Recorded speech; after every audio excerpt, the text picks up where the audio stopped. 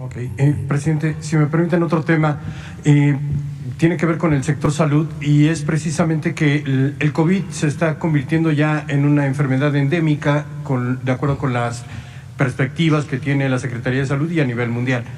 En esta perspectiva, ¿se tiene planificado ya que a partir del siguiente año y los años subsecuentes habrá una vacunación regular contra COVID? En México lo vamos a hacer. ¿Cuánto dura la protección que tenemos ahora los mexicanos contra esta enfermedad? Porque se hablaba de 8 a 11 meses. ¿Cuál es la realidad de la protección que tienen hoy los mexicanos? Porque también estamos viendo que un incremento se está dando en China, por ejemplo, muy fuerte, con otras variantes que podrían llegar a nuestro país, igual que lo hizo esta variante del COVID. ¿Qué es lo que vamos a hacer como gobierno federal o lo que van a hacer ustedes como gobierno federal para proteger a la población ante una eventual enfermedad estacional?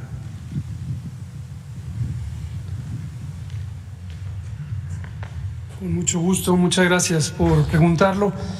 De esto lo hemos comentado varias veces, pero gracias por preguntarlo otra vez y con mucho gusto lo volvemos a explicar. Efectivamente, las infecciones respiratorias causadas por virus, como la influenza, como COVID-19, como virus esencial respiratorio, las que hemos mencionado, tienen una evolución semejante cuando afectan a la humanidad. De inicio se comportan en forma epidémica, puede ser en forma pandémica, es una epidemia generalizada en todo el mundo, y durante algunos años iniciales, 2, 3 o más, permanecen con una grave afección a la especie humana. Pero después empiezan a entrar en un equilibrio, y en sentido estricto es un equilibrio ecológico, entre la especie invasora, que es el virus, y la especie invadida, que es Homo sapiens sapiens, los seres humanos. Y ese equilibrio lo que va resultando es un virus que afecta menos a la especie invadida, es decir, causa enfermedad menos grave, justamente como lo estamos viendo con COVID, lo mismo que vimos en 2009 y 10 con la influenza H1N1, y tienden a permanecer por el resto del tiempo. Es impredecible si en algún momento uno de estos virus dejará de existir como un organismo que infecte a la especie humana. Lo más probable es que no, lo más probable es que permanezca. Por las características del mecanismo de transmisión a partir de las gotas de líquidos respiratorios, en las temporadas frías es más eficiente el contagio, en las temporadas de calor es menos eficiente el contagio. Y eso va resultando que progresivamente estos virus empiecen a entrar en una fase estacional. Al principio tuvimos, como en este caso, la emergencia de COVID-19 en el invierno, pero después tuvimos brotes o oleadas en todos los sitios del mundo, indistintamente en la temporada de calor, en los veranos. Pero progresivamente vamos a tener menos oleadas en los veranos y más oleadas invernales, de modo que ya permanezca como un virus persistente. Ahora, una de las razones por las que las vacunas pueden empezar a perder su efectividad, su capacidad de proteger, es porque los virus para los que fueron diseñadas muten, se transformen genéticamente y químicamente, son organismos sustancialmente diferentes comparados con las especies o los variantes o tipos y subtipos a los que originalmente fueron diseñadas. Esto muy característicamente ocurre con la influenza y por esa razón hay ya un sistema mundial de diseño de las vacunas contra la influenza.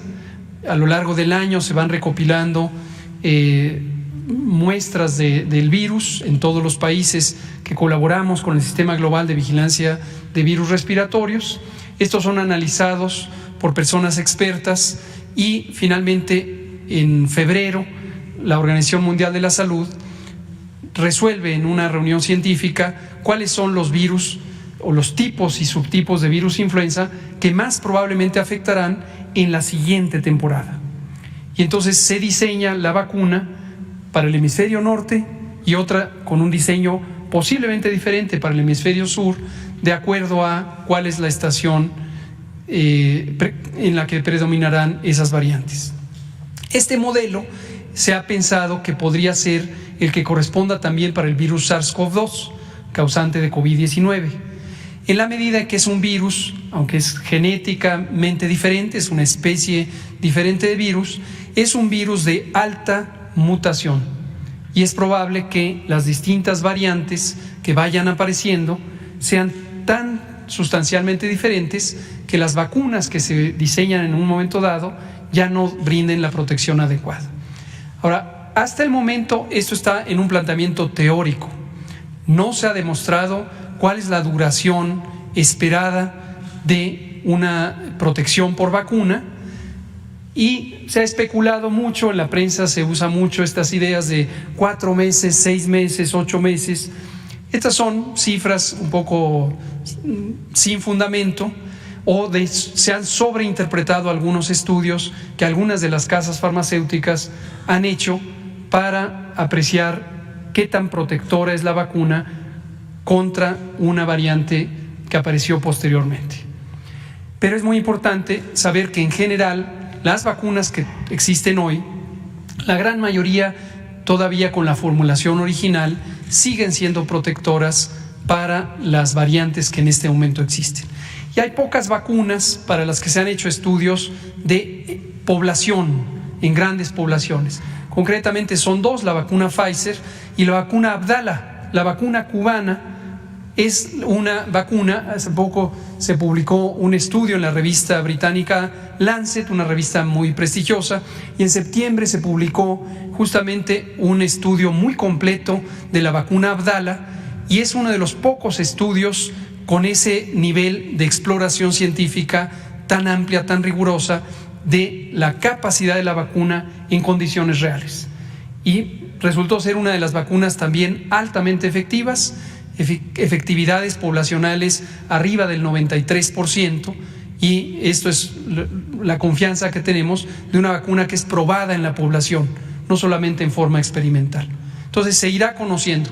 Ahora, respecto al diseño de los esquemas vacunales que se van a tener en el caso mexicano o de cualquier otro país, estamos justamente en todo momento siguiendo la información científica para diseñar la mejor combinación. Lo más probable es que lo hagamos con vacunas que tengan probada efectividad poblacional. Abdala bien podría ser una de ellas, precisamente por esa gran capacidad de estabilidad, dado el diseño molecular que tiene.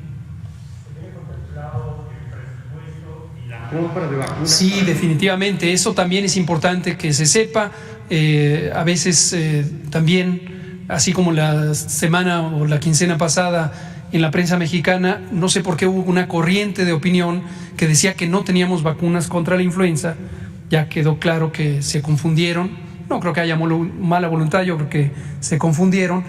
Pero en este caso igual, el presupuesto necesario para las vacunas COVID, el que podría ser necesario, se contempló desde el inicio. El presidente instruyó a la Secretaría de Hacienda para que facilitara la reserva presupuestal correspondiente. ¿Cuánto se va a necesitar de ese presupuesto? Está por verse, de acuerdo precisamente al esquema vacunal que en su momento será establecido. ¿Recuerda el monto que se destinó para este propósito? Son cerca de 30,000 millones de pesos, que son una cifra parecida a la que originalmente se contempló durante la pandemia. ¿Se acuerdan que hemos dado la cifra de arriba de 45,000 millones de pesos? Es lo que nos costaron las vacunas.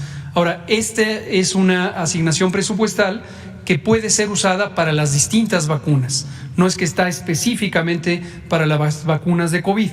Y el programa de vacunación universal tiene otros productos, son 14 inmunógenos. Entonces, si tenemos un esquema que finalmente resulta ser más económico o más pequeño el gasto, ese mismo dinero se utiliza para las otras vacunas.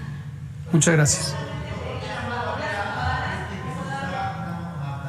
¿Mande usted? ¿Qué llamado haría usted a la gente que no se está vacunando con Abdala? Justamente por esto que estaba mencionando, que es una vacuna altamente efectiva, pero carece de algunas cuestiones. Sí. Hay confianza aquí en la población. Bueno, no es que dé desconfianza en la población, hemos visto gran confianza en la población. Lo que sí vemos es un mensaje sistemático en una parte importante de la prensa mexicana.